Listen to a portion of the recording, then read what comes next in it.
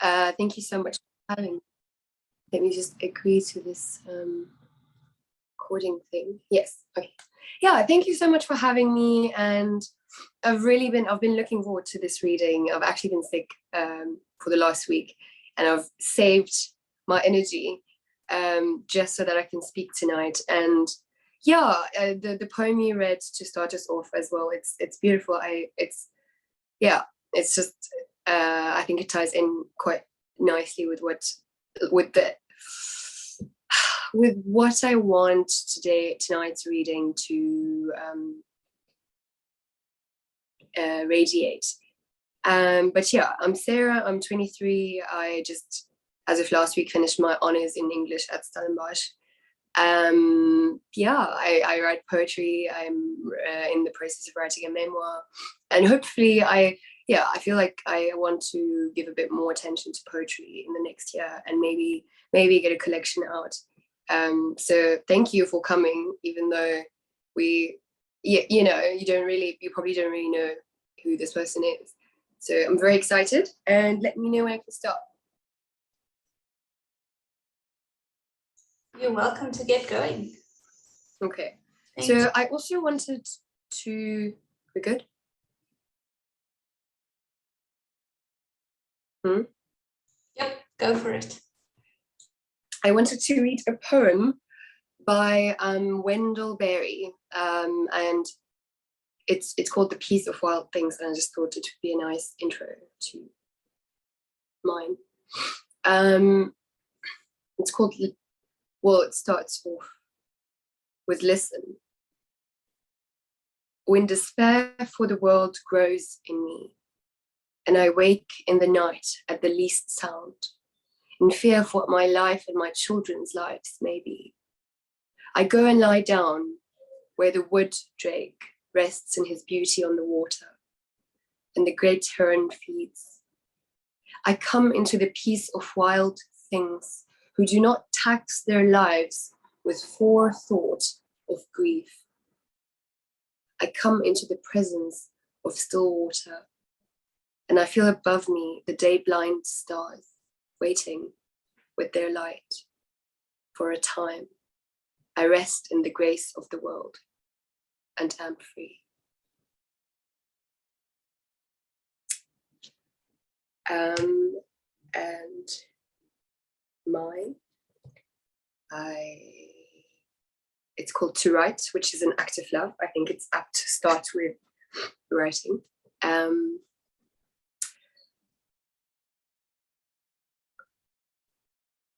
I will need my glasses.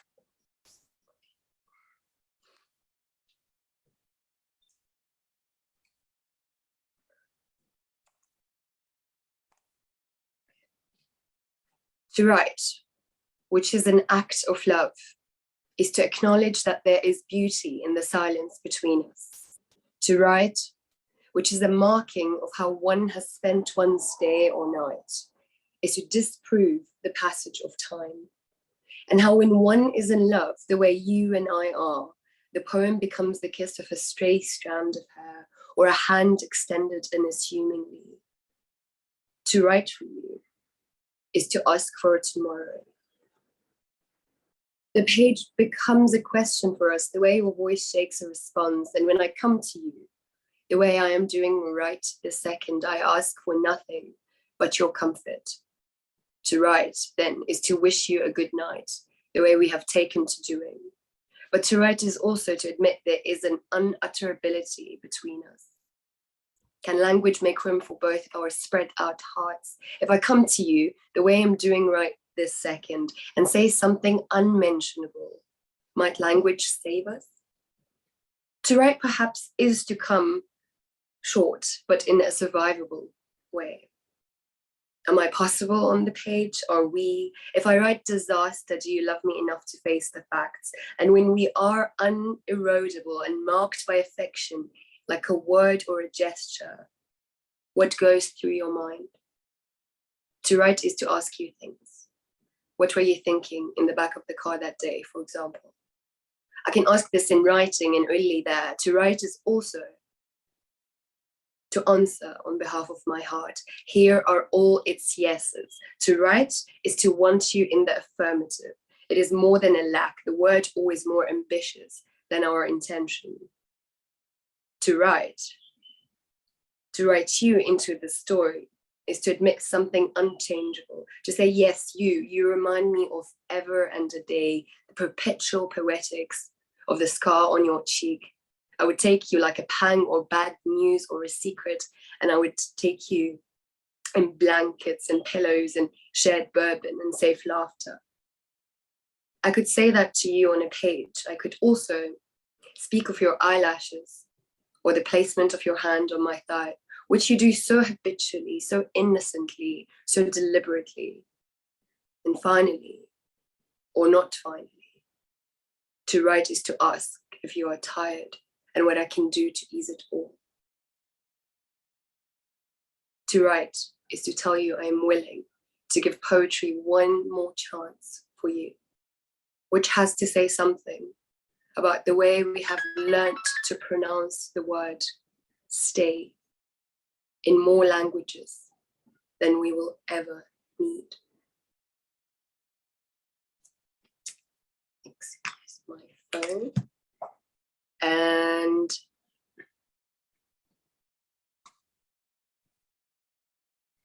this one's called A Country is No Small Thing. Nostalgic as scars, brought to our knees by our own hands. The world undoing itself does not faze us. When his mouth mangles mine, I write of love. I write of a country racked, of women marrying their rapists, hometowns thinning, red oil gore, Tripoli turning turpentine. Blood is blood is blood. He guts me with grace, leaves plenty of traces. Only poetry evades us. This poem begins with my mother's hands, worn down and ready to bend bone. So I put my phone on silent and fuck him to Western music.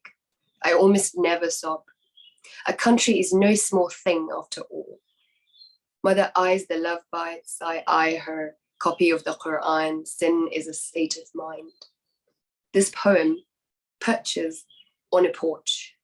In its mouth, a love story. A touch of homelessness, in its mouth an unmothering, a severing of anything worth keeping, grotesque as it seems.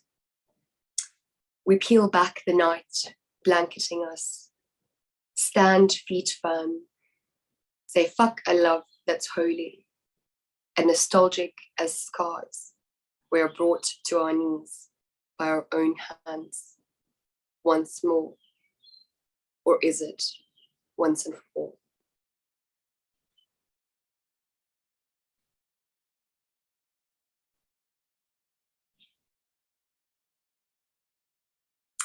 Wonder why.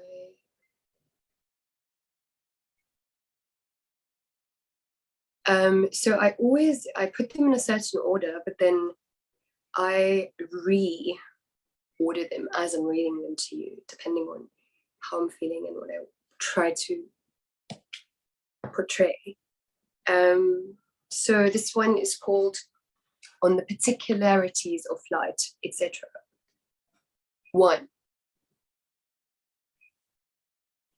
I've worn out this self, bruised my own body for a word or a gesture. I have misspelled my own name, all in the hope of a summer sky. 2. Then autumn began to splinter the leaves, and I thought home may be what we call a burning thing. 3. I forget what I've learned and forget why I've written and grip onto you until my hands turn motes, turn coffee cold, I avoid my own grief till I'm laughing and submerged in it. 4. And when you come to me like a premonition or a long forgotten poem, I begin to hope again, which is to say, hold me famished, which is to say, today I scare so easily, which is to say, hold this hurt with me. 5. When and if I mirror the girl I was in the nightmares and take more than I can give. Then wake me gently. Then stay with her. 6. I ask you to remember for my sake the ways in which I have mastered the art of staying. I bring you a poem by Dickinson that goes, I am afraid to own a body and beg you not to ask why.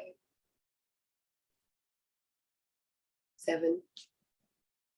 Where did you put the candle I gave you? Its body barren, beige, bent in beauty. And are you willing to lend the light?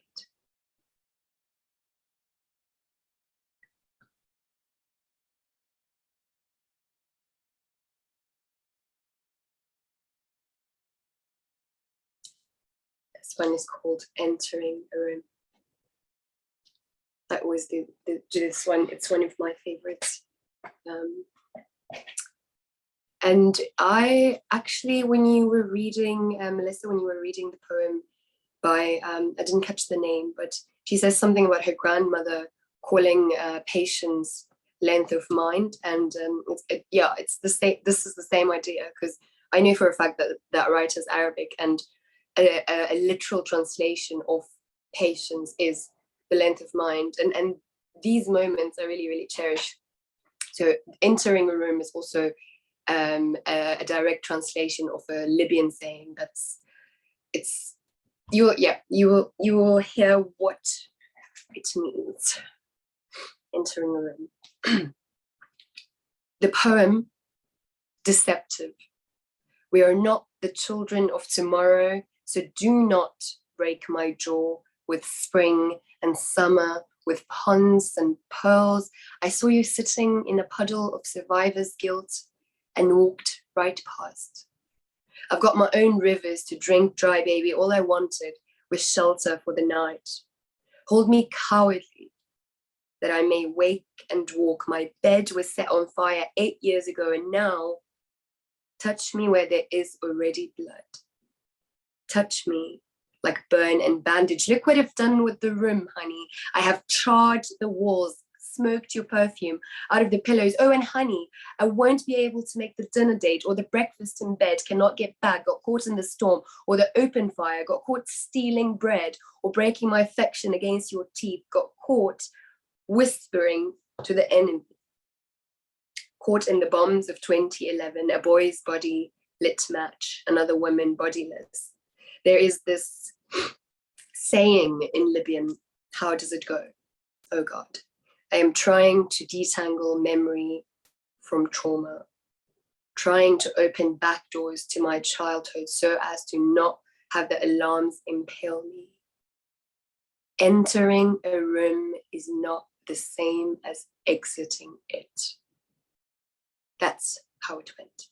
Entering a room is not the same as exiting it, and you have been entering and entering so sinless. Honey, look at the mess I've made. I dropped the paper knife, admired the paper cut, but the wound was unimpressive. The blood just won't gush. God damn it, it gapes for a long time though. So that's something in this nothingness of surviving. You hide the strappings from me, lasso the fishing net. I think of the Mediterranean and its hungers lapping at my mouth. I think of the Roman ruins on which Mama built us a house. And now ruined ruins. And now revelations like the Nile. But love is betraying the night. Love is waking up. Too gentle. Give me your mouth like a hook. Pass my panties. I need to go home and air out the smoke room. Because entering a room was never the same as exiting it. And I have been exiting and exiting. So sinless.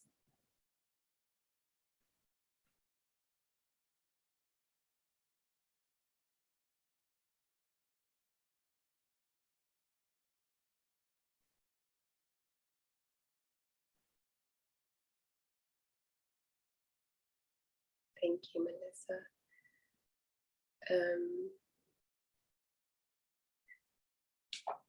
This one is called Imagine Wars, Imagine Bodiless Women.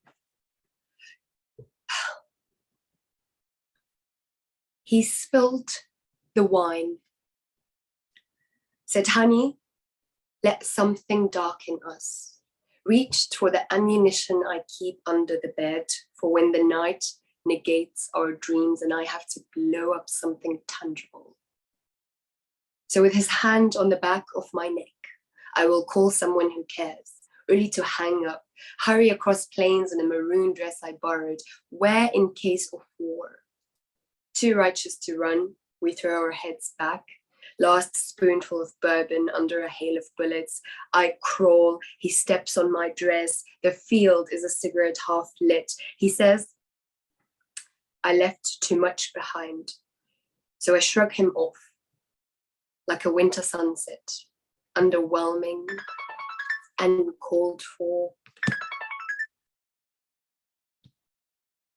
Underwhelming, uncalled for. He retreats. Bravery lowers the stakes.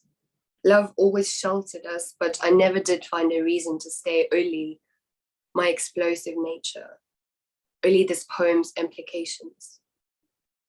Bound to break, I trudge on, lilac falling out of my mouth, till I reach the other side, turn around, make my way back under a sulfide sky, even more leisurely this time.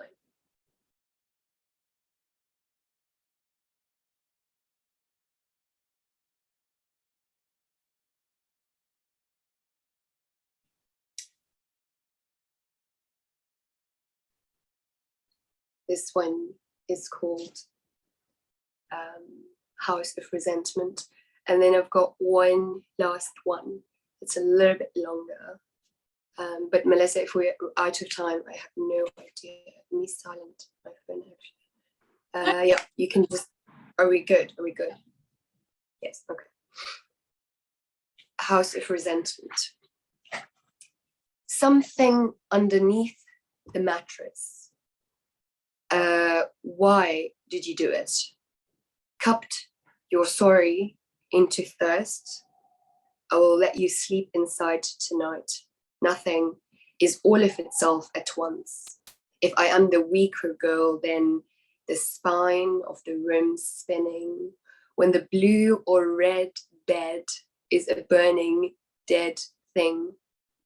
They begged to blacken our poetry with the war, told me Tripoli or nothing, swept the space out of the word. So I spat submission guidelines, bracketed the bloodbath. My anger, marvel in it, kiss me for it, I will fib about anything. The candle begged for light, and look what you're doing to me. Eat breakfast in the kitchen sink. It's a waiting game. Hear a voice turn padlock and tend to the porcelain of us. But don't wash your hand. I want to know. Honeyed hauntology. I waited up, dreamed non-appearance. Sound of mine, sounds in my mind, sentient knife. This cutlery of my needs I break us against. Locked up and lingered. Dormant desire. Keep your fucking shoes on. I have swept all noon.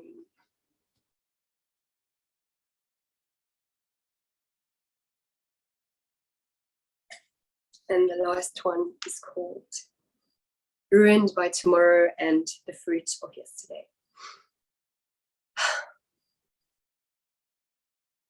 One, do not fear fantasies. Feverish and feral and fatal as they are, your body, a casualty of come closer. If I broke your rib in repentance, and the sky scuttled past our lightlessness, would your mouth still find and famish and fail mine? Two, I read something about olive trees and olive picking, how the greenness costs a tree all that fruiting, the black ones being easier to crush. 66 million trees lining Spain in silence. Do you know about the olive trees of Bachile, somewhere in Lebanon, 6,000 years old, biblical, baby, sanctified, saddened by my fading flesh? 3. And then I remember how you said you only ate one color, but which was it? Unready green or trampled black? Will you tell me some things again, fill my mouth with first timeness? Will you remind me often and ungrudging of the whys of this love? 4. The first time the tree lost itself to the ground, stood dressed in centuries to come, said, now you can never claim that you lost your way back, not when I have already shown you what I want and where I'll stay. The first time I tied my hair back and knelt for you. The first time I wanted there to be a second time. 5. It comforts me to think that past this, past our bodies, something rooted somewhere, something that must have watched us be, a living thing that frames, look, they were here and here and here. 6. To fall asleep with someone, I think, is to sedate all instinct, to renounce disappearing. You risk not waking with your artery intact. So you can imagine the enormity of the promise I make you every time you trust me with your resting, twitching body. You can imagine why I cannot afford unconsciousness with the weight of the human heart on my right shoulder, the serrated knives of everything that is not us, and the small muscles of your hand, soft as scalpels, forever unfurling, unforgiving. 7. It kills me to say your name and hear only my own back. I think of you pronouncing the word submerge, of the journal you bought and tear up for me, your willingness to gut and be gutted. And then I remember why we are the way we are. Only half human, only half here, writing until we are not. Thank you. Thank you for listening. Bravo, thank you for reading. Thank you, guys. Yeah, so if you're open to questions, which you said you are, then I absolutely am, yes. so Let's see if anyone who's got a question is welcome to raise their hand or pop their question in the chat or unmute themselves and jump on. I am wondering, do you have any favorite poets or poets you draw inspiration from in your writing? Yes. And who are they? So is this someone asking, or is this Melissa asking? That's me asking. Okay, yeah. So one of my ultimate favorite poets is called Alejandra Pizarnik. She's called Alejandra Pizarnik. She's a Latin American poet from the previous century, and I would say, I mean, yeah, this is probably one of my favorite collections ever. The Galloping Hour. It's called The Galloping Hour. So yeah, that's one of them. I also really like Ocean Vuong, and I really like Amanda Oakes, and many is the answer. Yes. Awesome. Anyone else who'd like to ask something? You don't have to, but it would be nice.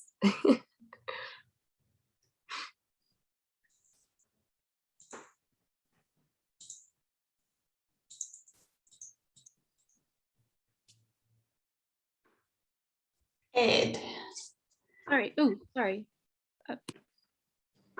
Hi, sorry, Nicole, if you'd like to ask your question first, that's no problem. Sorry, I meant to push raise hand. I'm not used to using Zoom. Sorry. Go for it. I'll I just wanted to say that, Sarah, your writing is beautiful, and you made me feel the presence of love all around.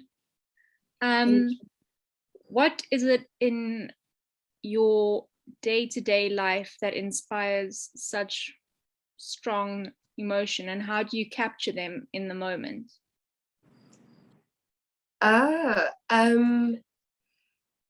Yeah, that's actually a really good question. I mean, of course, there are, factual things that happen, but so things happen, life happens. I just wonder, do my thing, and then I think I really just, my range of feeling is so big that when it's finally time to write about the thing that happened, it comes out like this, just really messy and visceral and everything. But I don't think it's a day-to-day thing at all. I don't really like, I would love to write every day, but that just doesn't happen. So it's just like sometimes out of nowhere, I'll just take a pen and I'll just write this range of emotion down, and then if it's lucky, then I'll come back to it in a month or a day, or this is why I don't have a collection out. It's just very everywhere.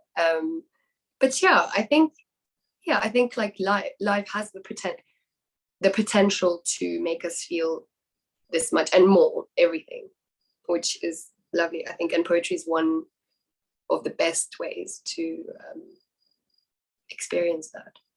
Thank you, Nicole. Thank you, Nicole. Ed, do you want to hop on with your question? Hi, thanks, Melissa, and thank you, Sarah, for your reading. I think my question is not even formulated yet. It's more of an observation, which you may or may not want to respond to. But I had the notion while you were reading that a lot of the poems seem to be an interrogation. I don't know if that's the right word, but almost like an interrogation of different spaces, particularly the space of intimacy, the space of the body, geographical spaces, spaces of conflict. Do you find that the writing, does it provide clarity? Does it raise more questions? I don't really have a proper question. I'm just no. I'm hearing you, and yeah, I think that is the question, I think. But yeah, in terms of spaces, and just like to use an academic word, positionality, or just like the speakers, let's not say my place to the speaker's relation to her lover, or this man that hurt her, or her war-torn country, or her friend or whatever. It's not really resolved ever, I don't think, in the poems. But I think like what I try to do, and this speaking about poetry, this like meta reflection, it's really lovely and intellectualized, but I don't, obviously I you can't do this while you're writing, or I just can't, so it's way more what do you call it? What's the word? It's way more natural than, I don't have all these thoughts while I'm writing. But I think it comes down to like writing as a way of asking the question, but asking it as well as you possibly can. So, and if you ask it that well, sometimes the answer's there. I don't know if this makes any sense, but it does. Absolutely. Yes. Okay, thank you. Thank you. Thank you. There's also a question in the chat from Nathan asking, are you looking at studying further, a master's, or career-wise, do you want to get into publishing or become a writer? Yeah, yes. Become a published writer. Yes. I'm probably going to do my master's at Stellenbosch, most probably, almost certainly, in 2022, and it will be, you know, either poetry. It will most likely be poetry. So yeah, and of course a career in writing will also is on the table. So yeah, thank you for. Awesome. Shark's got a hand up. So, hi there, Sarah. Hello. Lovely, thank you. So I'm also still formulating my question, but it has to do with belonging. It feels to me as if, and I want to listen again, but it feels to me as if your poems keep stepping in and out of what it might be to belong, you know, to enter a room, to exit a room, sort of exploring belonging. How do you position the reader in that? Is there, I suppose the reader is overhearing this kind of dialogue that you have with yourself, with the beloved, with the country.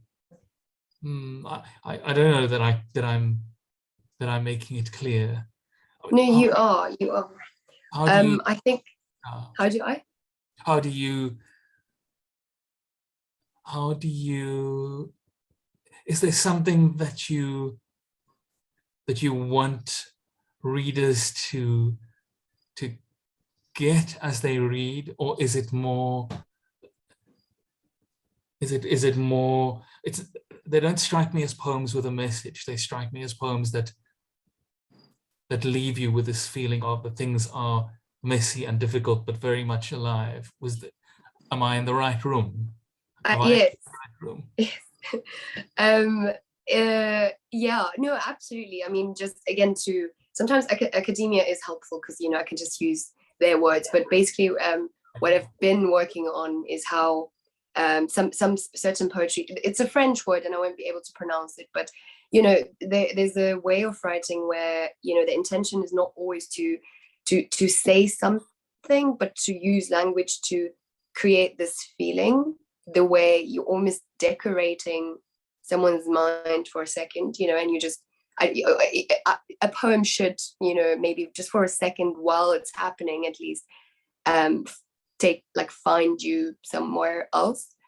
Yeah, and then I think, so that again, that's very metaphysical, but I think on a more like, of course there's also, it's a very controversial thing of like, is poetry autobiographical? Is it a good thing? Is it a bad thing? That, you know, if someone was to read one of these poems and say, okay, well, you're an immigrant and, you know, you haven't been back to Tripoli in 10 years, which these are facts, you know, and you escaped the war, etc., does that take away from these poems, you know, like their aesthetic value, or does it not, you know? So there's all these questions, there's formal questions, but I think what I'm trying to say is, with that in mind, with keeping in mind that the speaker has had a very particular experience, I would like the poems to just for a minute accommodate whoever's reading them or hearing them, you know. And I think, yeah, you'd be surprised at how easily, I mean, when I read poetry, when I see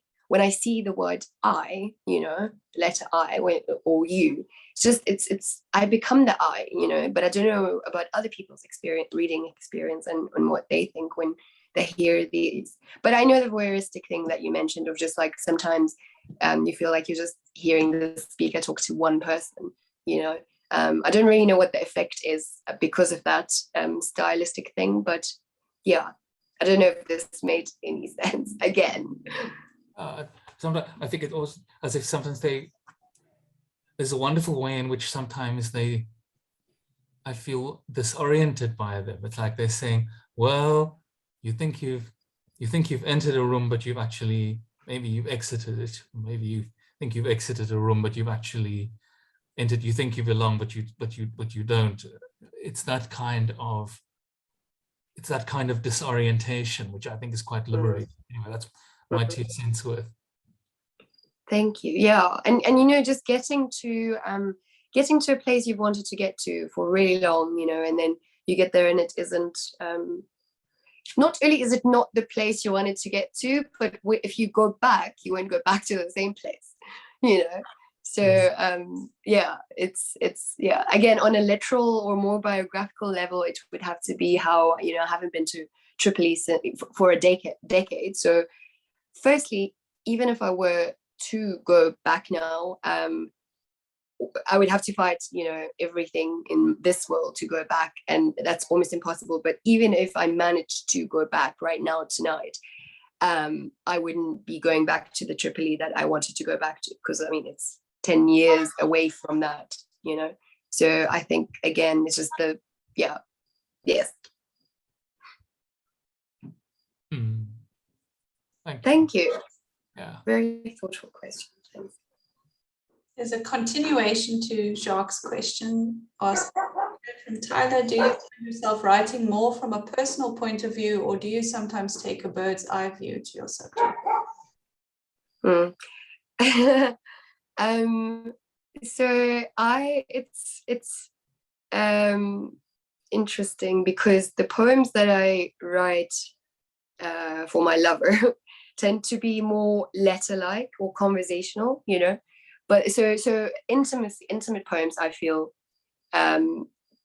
take that kind of angle, and then the more, again, you know, war, trauma, all of that, I think there's this disconnect that happens, again, very, very like unself-consciously, you know.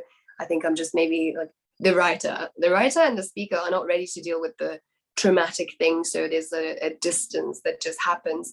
But the poems that I write for Tristan, Tristan Mackenzie is the person that most of these poems are dedicated to. Yeah, yours are mostly directed to you as a letter. So thank you for the question.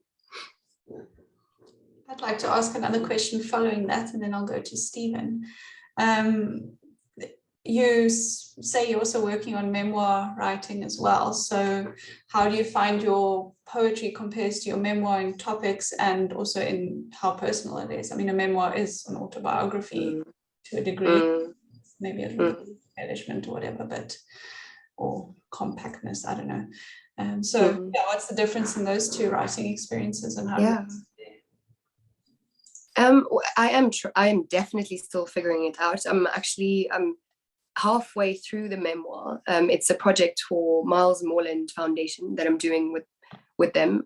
So they're sponsoring this memoir about the war, and you know, my immigrant experience of, you know, being this little girl gets stuck in the war, you know, escapes overnight, comes to Stellenbosch, this random place, you know, starts over, couldn't speak English, etc. So these are the facts, right? But they don't make a story, really.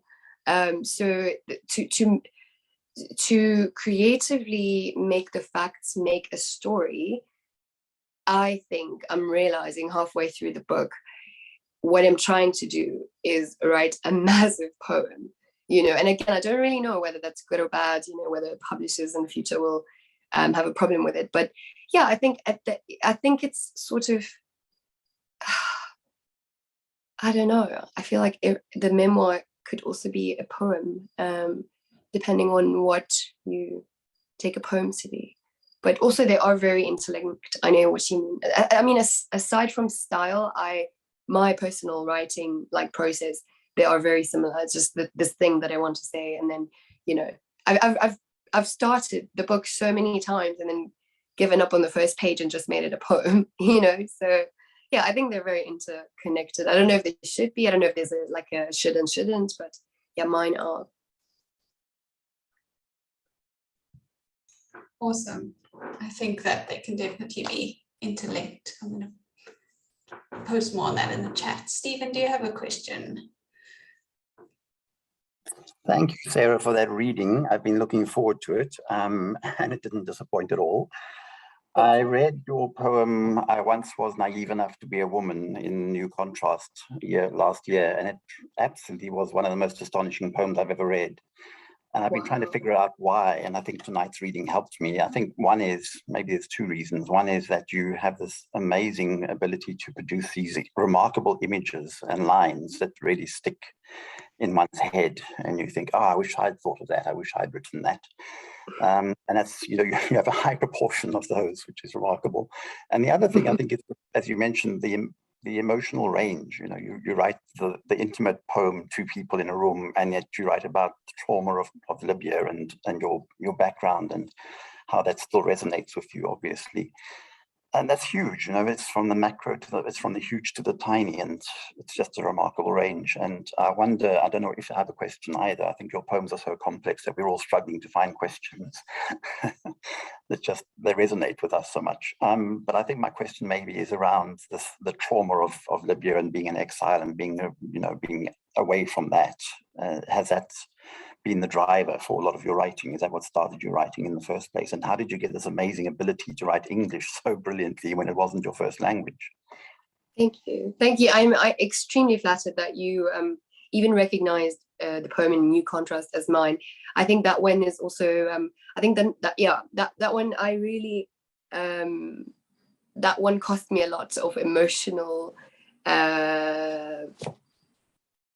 willpower to write, because it deals with family, and I noticed that there are topics that I just sort of like brush over, and that's actually exactly what this war situation is, because so I've never written a poem in Arabic. So Arabic is Libyan is my Arabic and Libyan dialect, are my home language, and I only moved here when I was 13, only started learning the alphabet, etc. when I was 13 at a school here. And then I kind of just, I started just looking at literature and stuff when I could understand some of it. And then I think when I was 17 or 18, I just sort of, I remember Googling actually what a poem was in the dictionary from Arabic to English to find what the word poem, means. And now we're here. But and I think so. I think this like distance is actually such an unfair advantage that anyone who's bilingual has, because so I'm avoiding writing, about very real, very traumatic past experiences, and also avoiding dealing with current problematic stuff that's going on in Libya that I'm, guiltily sort of just going around Stellenbosch doing my own thing and then just ignoring. But then because English is not very, very natural to me, it's just much easier to abuse it, just like take what I need and not, because I don't have the sentences already formed, from childhood, and it's so much, it's just phenomenological angle. I really sometimes think, it's so interesting how this works, just being, it's like I said, it's just an unfair advantage that being bilingual and not being able to understand anything when I arrived here has given me when it comes to poetry, because every word is just like foreign, still. So I don't know if this answers the question, but I respect, thank you, I appreciate that, whenever I'm reading a poet, like a lovely poem, I'm having an epiphany, but I'm also, as a reader and then as a writer, I'm like, how did you get to that sentence before me? So I know that tension, and I think it's very useful as well. So thank you. That's amazing. Thank you. Thanks for that question as well. I see Jacques or maybe Barbara's hand up again. I think I just forgot to take mine down, unless you want to say. No? there anyone else who'd like to ask anything?